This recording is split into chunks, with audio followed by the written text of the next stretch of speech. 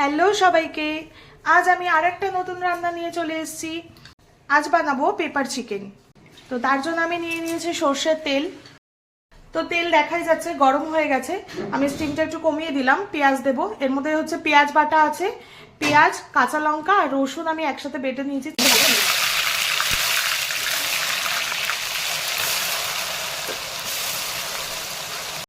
পেঁয়াজটা এর মধ্যে দিয়ে দিয়েছি, পেঁয়াজটা লাল হওয়া অবধি আমি ভালো করে ভেজে নেবো। এই যে আমার পেঁয়াজটা অনেকটা লাল হয়ে ভেজে গেছে, এবারে আমি এর মধ্যে দিয়ে দেবো হচ্ছে ধনে আর জিরের গুঁড়োটা আমি মিক্স করে রাখি, তো ধনে জিরের গুঁড়োটা আমি দিয়ে দেবো। আর দেবো হচ্ছে পরিমাণ মতো নুন, তারপরে দিয়ে দেবো হচ্ছে পরিমাণ মতো একটুখানি চিনি। এখানে আমি একটুখানি আদা ঘষে রেখেছি, 1 টেবিল চামচ মতো আদাটাকে দিয়ে দেবো।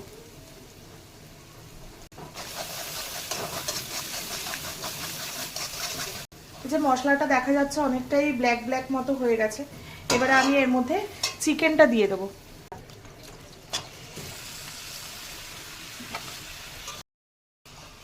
চিকেনটা দিয়ে মশলাটা ভালোভাবে মাখিয়ে নেবো, এর মধ্যে মাখিয়ে কিছুক্ষণ ঢাকা দিয়ে রাখবো এটাকে।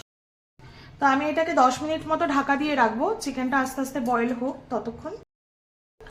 তো আমি 10 মিনিট মতো ঢাকা দিয়ে রেখেছিলাম, চিকেনটা অনেকটাই হয়ে এসছে, জলটাও বেরিয়ে গেছে চিকেন থেকে। এবারে গ্যাসের স্টিমটাকে জোরে করে দেবো, জোরে করে দিয়ে ভালোভাবে এটাকে কষিয়ে নেব। আমি এতে হলুদ দিইনি, কারণ পেপার চিকেনে হলুদ পড়ে না।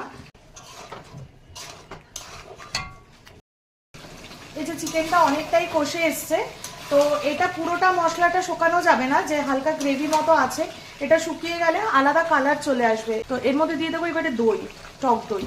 টক দইটাকে আমি ফেটিয়ে রেখেছিলাম, সেটা দিয়ে দেবো। আমি এর মধ্যে দই ধোয়া জলটাও দিয়ে দিচ্ছি, প্রায় 1 কাপের মতো আমি দই দিয়েছি এর মধ্যে। পেপার চিকেনের প্রধান উপকরণ হচ্ছে ব্ল্যাক পেপার। তো ব্ল্যাক পেপারটা হচ্ছে গোলমরিচ গুঁড়ো, গোলমরিচ গুঁড়োটাকে আমি এর মধ্যে দিয়ে দেবো প্রায় 2 টিস্পুনের মতো, আমি হাত দিয়ে দিচ্ছি আন্দাজ মতো। তো 2 টিস্পুন মতো ব্ল্যাক পেপারটা দিয়ে দেবো। আমি 1 টেবিল স্পুন মতো কস্তুরি মেথি রেখেছি, সেটা আমি এর মধ্যে দিয়ে দেবো। দিয়ে এটাকে ভালোভাবে ঢেকে দেবো। ঢেকে দেওয়ার পরে এটা আস্তে আস্তে হতে থাকবে।